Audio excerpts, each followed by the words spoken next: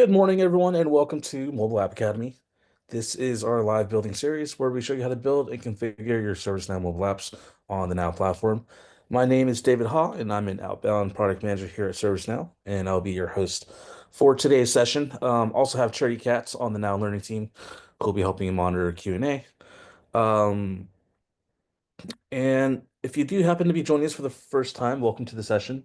We do host these sessions on every last Tuesday of every month at 10 a.m. Pacific, in which our recordings will be posted onto YouTube on the ServiceNow community channel. If you've noticed, we do have all of our most recent recordings uploaded now. We now have like an automated process that will take these videos and get them uploaded within 48 hours. So we'll now have a more regular cadence on uploading these recordings. Um, as always want to share out that if you haven't already signed up, we do have what's called our mobile research panel, and this is an opportunity to influence our mobile roadmaps.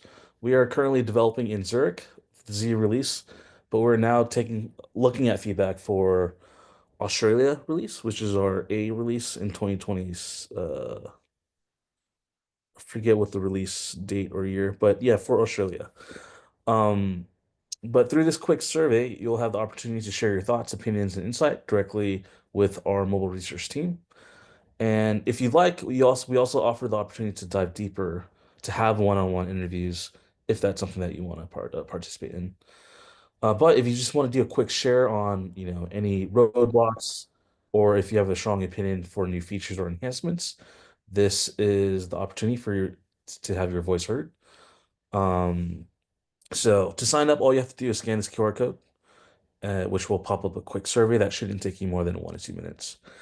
If you have any questions, you can contact our UX research team directly at this email below. But yeah, feel free to take a screenshot of this if you want to sign up. Okay.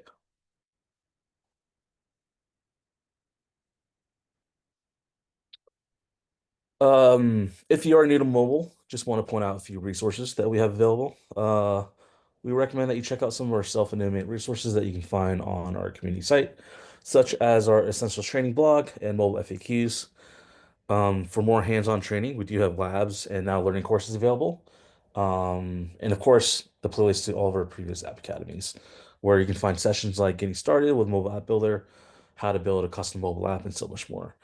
Charity, I actually want to use this opportunity to share if there's been any recent updates happening on our mobile courses. We're actually rebuilding the mobile courses in Now Learning right now. They'll be released like as they come over the next couple months. And there will be a brand new path and a whole brand new series to reflect the latest changes in Yokohama and all the UI changes. So that Amazing. will be coming out as a full new package. And to find these type of new updates, if you go to Now Learning, is there like a easy way to find mobile? Do they just search up Um, mobile or Yeah, you can search for Mobile Development Essentials is the path. So it'll retain that name, but their path that's in there right now is an older path, and so it will be replaced, and that path will be retired. Um, so there should be, if you get to the wrong path, there should be a notice that leads you to the correct new path as those new trainings are released. got it? There you have it, folks. So we do have some new training coming very soon on Yokohama. Um, with that being said, let's go through today's topic, which is what is new for mobile in Yokohama. We'll cover some highlights. I won't go through every single feature, but I will point out, the super important ones. If you want to go through each feature, we do have the mobile release docs on product docs. Um, so let's get started. So these are some of the high level initiatives for Yokohama. We have streamlining the login experience with features like configurable login and skip instant screen that's used with mobile publishing, or its enhancement with mobile publishing. We're also catching up with Now Platform's Gen AI capabilities, adding in features like enhanced Now Assist search results, as well as Now Assist context menu. The Gen AI experiences that you get on Now Platform should feel identical to the results that you get on mobile. And so that's what we kind of mean by enhanced results. We are continuing to invest into input form screens, one of the most important components for our customers to be able to implement and manage their users' actions and functions. We also have improved attachment capabilities with image annotation. And I believe we also have this capability that allows you to control your attachment sources, which is something that we haven't been able to do in the past. And lastly, we're also continuing to learn ways to simplify our builder experience with App Builder, with latest additions like live mobile previews and web to native record screen conversions. Let's dig into each one of these now, starting with Streamline Login. Configurable login screen, just to provide some context. And you might find this on the mobile docs showing these feature as public apps. I kind of use these names both ways, but kind of translate into this so it makes a bit more sense. But mobile today does not support unauthenticated content. And so, your users are required to log into the app before they can see anything, right? But we've been getting a lot of requests from our customers, specifically from public facing sectors and also government customers who need to be able to access specific content on their mobile apps without authenticating. And because of this, it's kind of blocked them from using our mobile apps completely. And so in Yokohama, we're actually allowing admins to be able to display a customized page before users log in.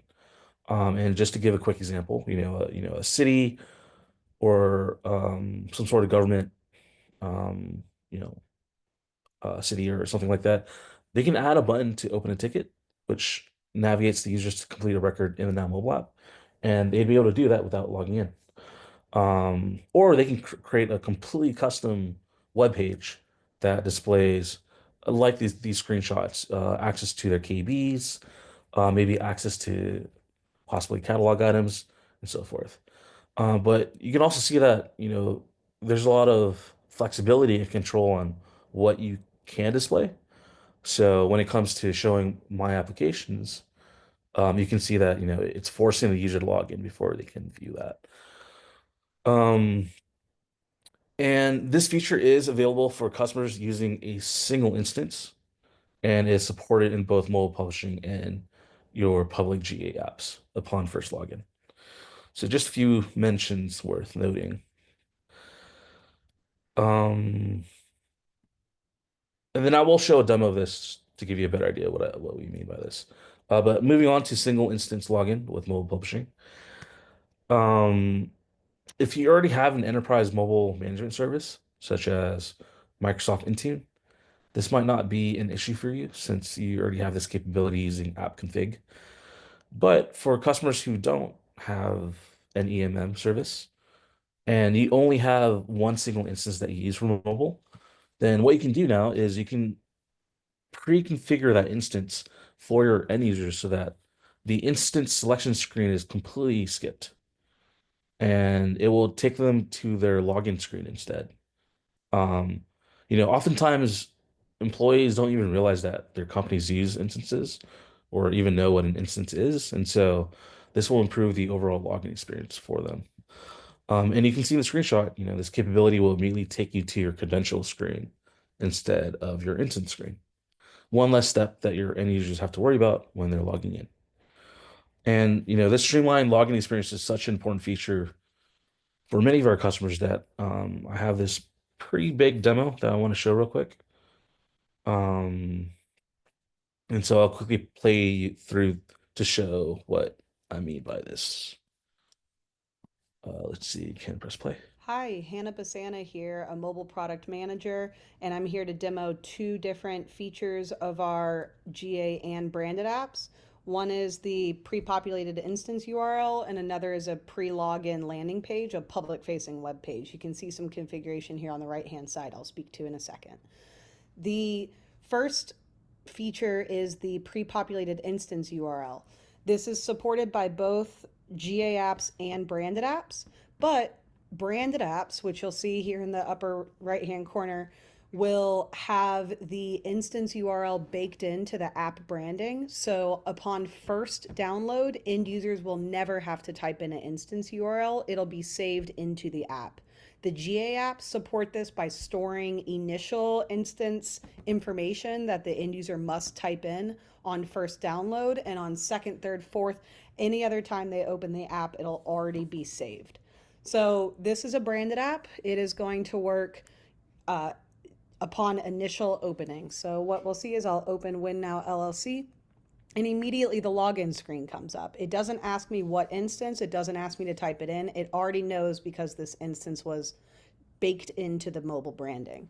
If I hit cancel, you can see the pre-populated instance, and you can still add new instances if you need. The next feature is the pre-login landing page, where this is a public-facing URL, and as long as you have this mobile property configured and you click is public, your apps will show this pre-login landing page to anybody who downloads the app without ever having to type in the instance or log into it. I will demo that now. I'm opening again the WinNow LLC app now that I have saved that mobile property. And what I should see is a pre-login page come up even before the instance sign-in. The pre-login page is defined here in the mobile properties, and that's exactly what you see here is the Sao Paulo public website. End users will have to accept that they're opening up a public website on our app, and they can choose to do that on a mobile browser instead. But natively, we support rendering this mobile web screen. And again, if a end user happens to have the instance login information, they can click this login button. Again, it does not ask the instance. If you've configured a pre-populated instance URL, you just go straight into the sign-in page. And that's it. Thank you very much. We got a comment that said the video is gonna be frozen. Charity, did it happen to continue playing, or did it lag at Yeah, some point? yeah, it like got distorted. Um, at one At point. what It got did, distorted where it was like the mobile app and stuff. You could see what was the previous screen or something like that.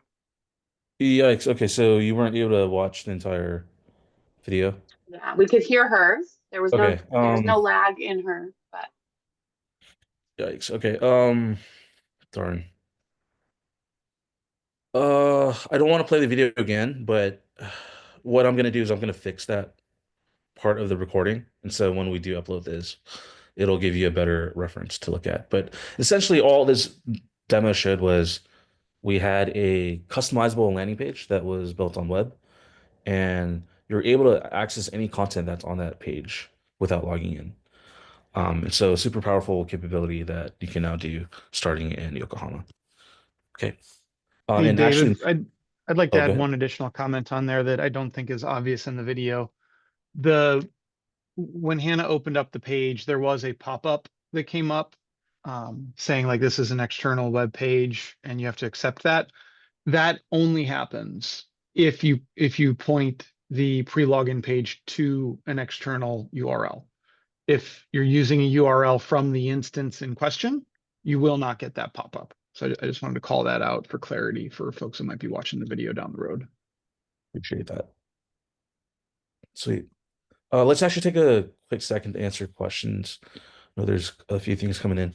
Can we use Azure Entra ID SSO for login? Yeah, so again, this is just providing you another option to improve your login experiences if you don't already have EMM services like Azure or Intune.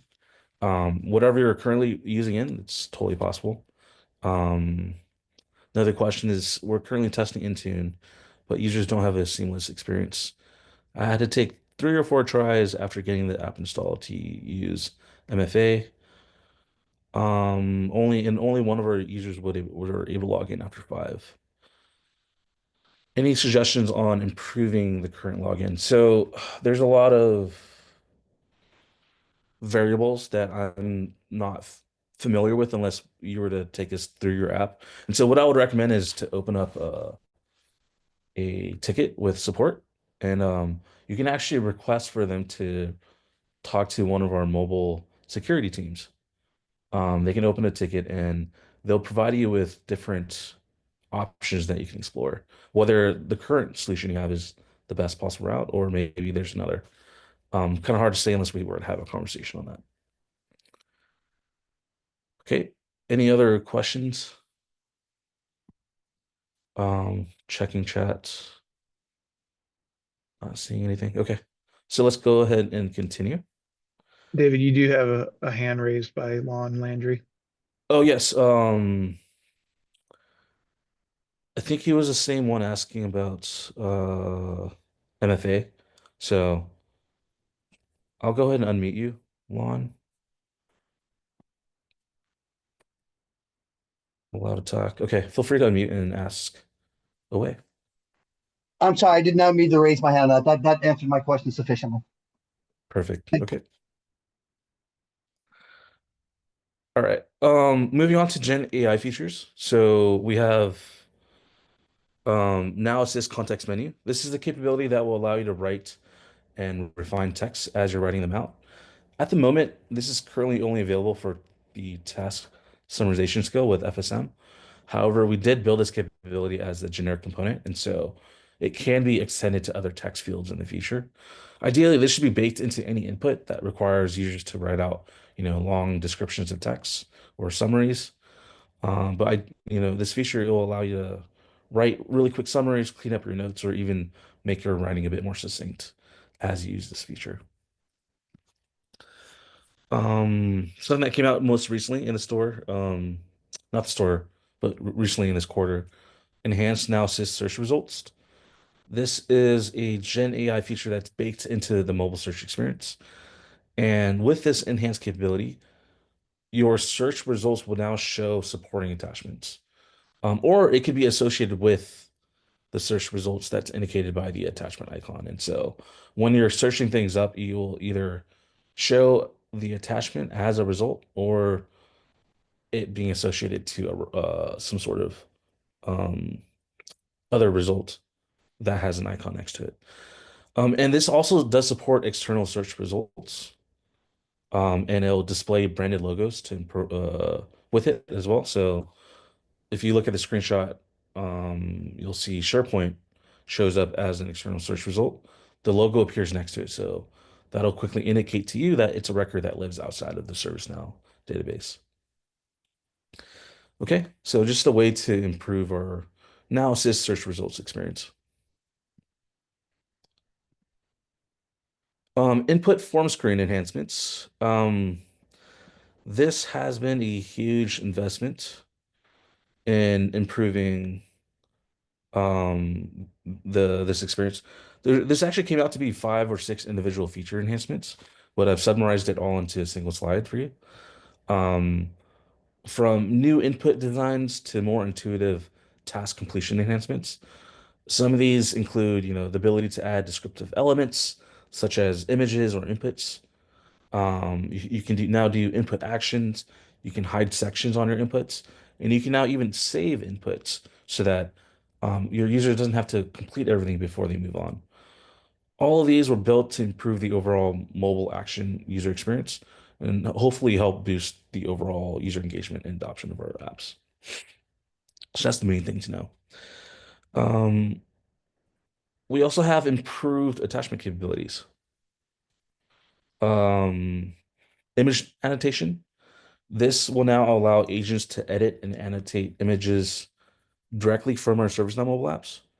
And you have markup options that include adding text. You can draw on it. You can highlight areas.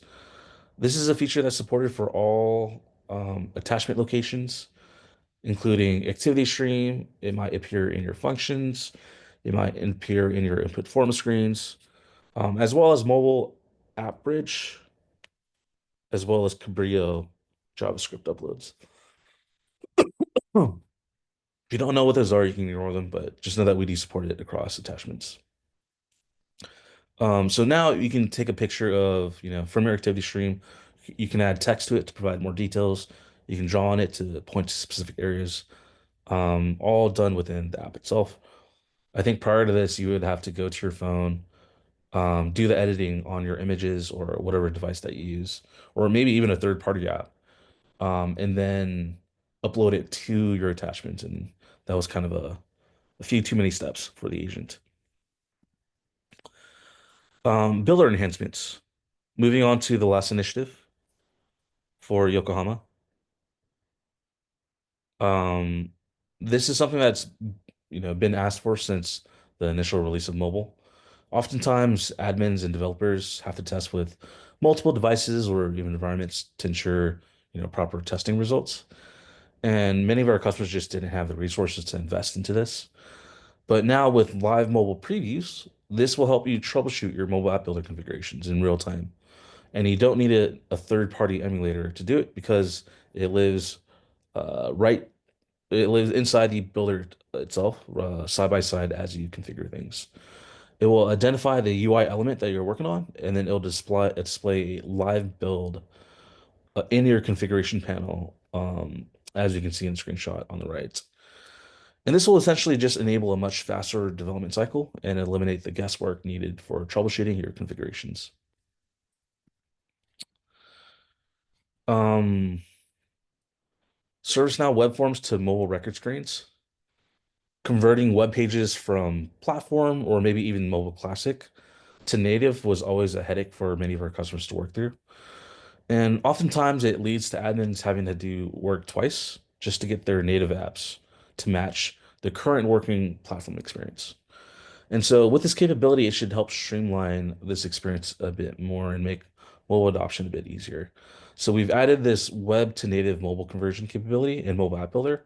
And so developers can select a web form to convert, and it will generate an equivalent record screen for you.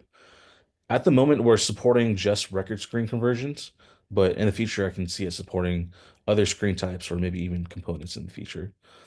This is a two-part release. The first part has been released as of March Q1.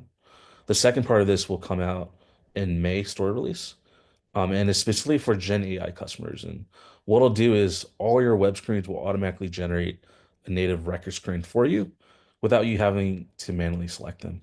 And so just another step that the admin doesn't have to go through to speed up your mobile configurations. And that pretty much wraps up our highlights for Yokohama. Any questions?